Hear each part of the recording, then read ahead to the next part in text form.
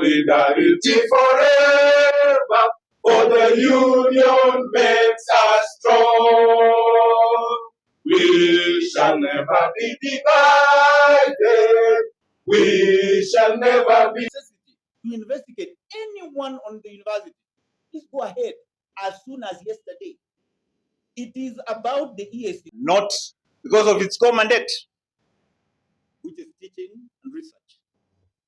This pattern has notoriously become repetitive thanks to the embarrassing policy gaffes of an incompetent, petty, and vindictive university council. Let us be clear. Unless the University of Nairobi Council is dissolved, we are afraid this cyclical pattern will eventually sink the University of Nairobi. Principally, we have come here because of 4 issues. How much is the university gaining? Why can't we be told this asset has been sold? We have gained this much. We have gained this much. Transparency and accountability is lacking in this process, and we are concerned because we will not have a university as we know it. Secondly, there are attempts that are being made, even now the weak governance in the university, to give honorary degrees, to confer honorary degrees to international bureaucrats, dignitaries international. I have no problem with those dignitaries, and I will not mention their names. But these degrees must be conferred within the law. And that has always been our problem. How do you dish out degrees, want to dish out degrees outside the university, number one. Number two, not during graduation of the university, and you claim that you are leading the institution. You want University of Nairobi to be like the universities, what was it, the Christian something university, Northeastern something, with the 2 people running a university, conferring degrees in engineering, degrees, PhDs, and all that. We are going to kill the reputation of this university if that continues. And we are saying this in no uncertain terms, that if there is conferment of honored degrees, it must be done during the graduation ceremony at the graduation square, main campus, University of Nairobi.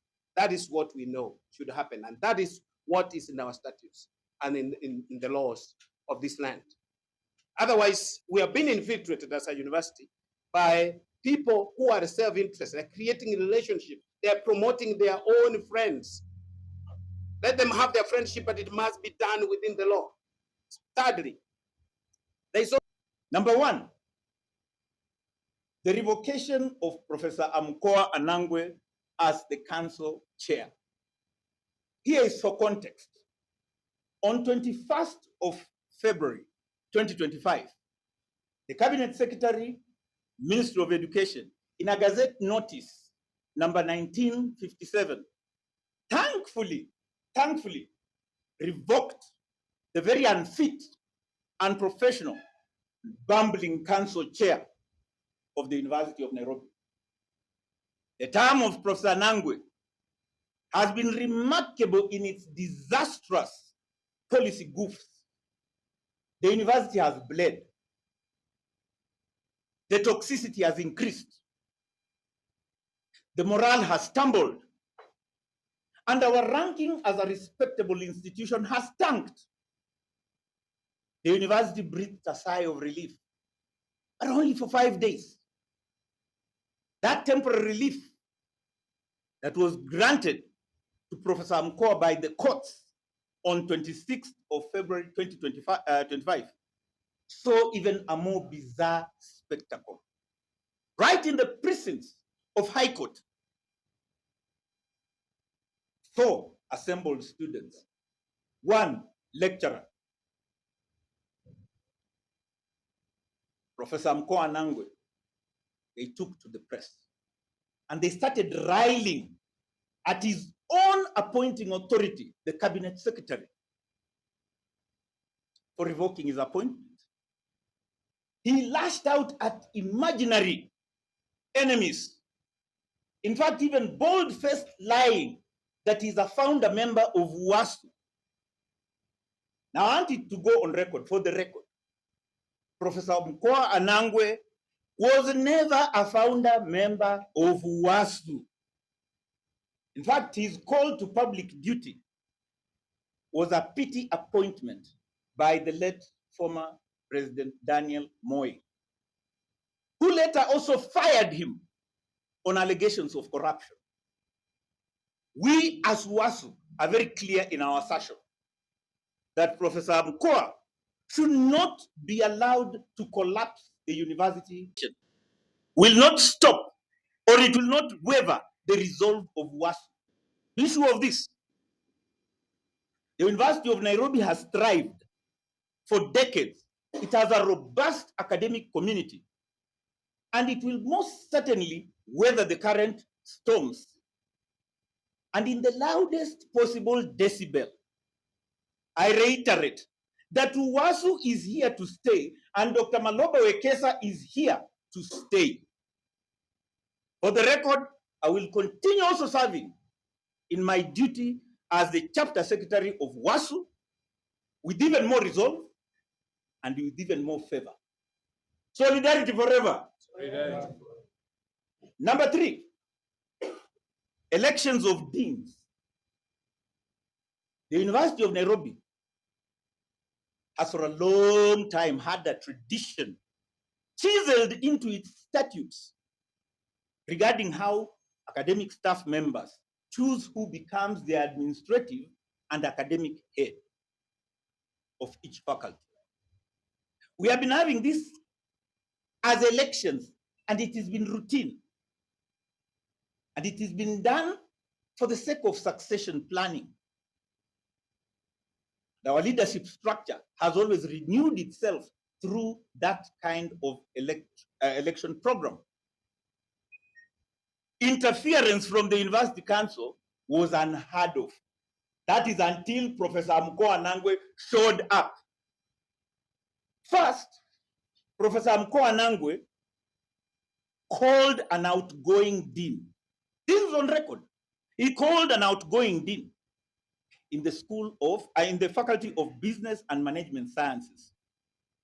And through a verbal instruction, he directed that that dean hand over the reins of deanship to a person of his own choice without the benefit of those elections, things which are chiseled into our statutes. Of course, this caused a lot of confusion. It caused apathy. Our own members, their morale was affected. What is happening? Only those members in that faculty can best explain what went on. But the question here is, why is Okoa doing this? What is the end game in the council? Meddling in something as straightforward as this. The answer, according to us, is simple. Control. The thin-skinned insecurities of Professor Anangwe cannot fathom the idea that academic staff members are playing a role in the administration of the university.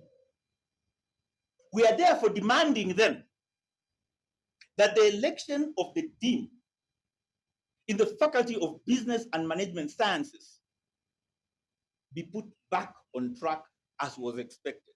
Failure of which UASU will resort to any means it deems necessary to protect the rights of its members in exercising the choice on who becomes the administrative and academic head. Number 4, the advertisement for the position of Deputy Vice Chancellor, Finance, Planning, and Development. In the statutes of the University of Nairobi, there is a very clearly defined hierarchical management structure, which is stipulated. It's known.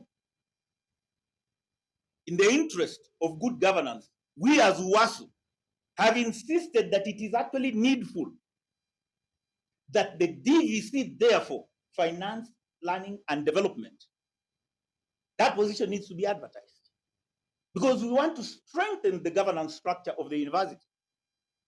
UASU has been clear on this matter And for the benefit of transparency and the strengthening of governance at the university, it is imperative, therefore, that this position of Deputy Vice Chancellor, Finance and Planning must be advertised.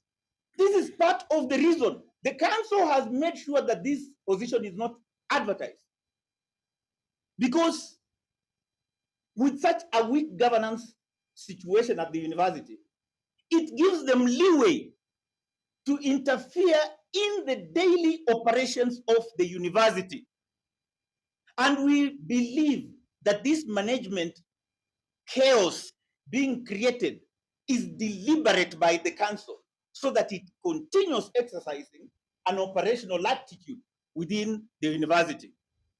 This is the kind of meddling that should stop. We are calling for the Public Service Commission. We are calling for the Cabinet Ministry of Education, Cabinet Secretary Ministry of Education, Honorable Migos Ogamba. Please come to the rescue of your own alma mater. Veto the advertisement of the position of DVC, Finance and Planning. So therefore, ladies and gentlemen, we are again imploring you. We are making this plea. Explain this clearly to the public, please. Let the public be aware. Let us not be misrepresented. We are optimistic that the dark chapter the UoN is actually currently going through is actually emblematic of the structural problem in the governance of public universities through politically appointed university councils. Therefore, we are calling upon the Cabinet Secretary again, Honorable Migos Ogamba, please reflect deeply about the future of public universities. They are qualified men and women of goodwill whose altruism will badly be needed in the revamp of the University of Nairobi. The staff, the students, the parents, they're anxious to get back. And we want our mandate to simply keep reading within the motto enshrined in the university, United et Labore. Thank you very much. I want to hand over now to the chairman, Ambassador Dr. Busire, so that he makes also his remarks. EACC to swing into action and investigate and hold to account those who are engaged in this malpractice. And money is exchanging hands. And it is known that these admissions, students who are unqualified, have been now being transferred to medicine. What does that portend for our country and for our future?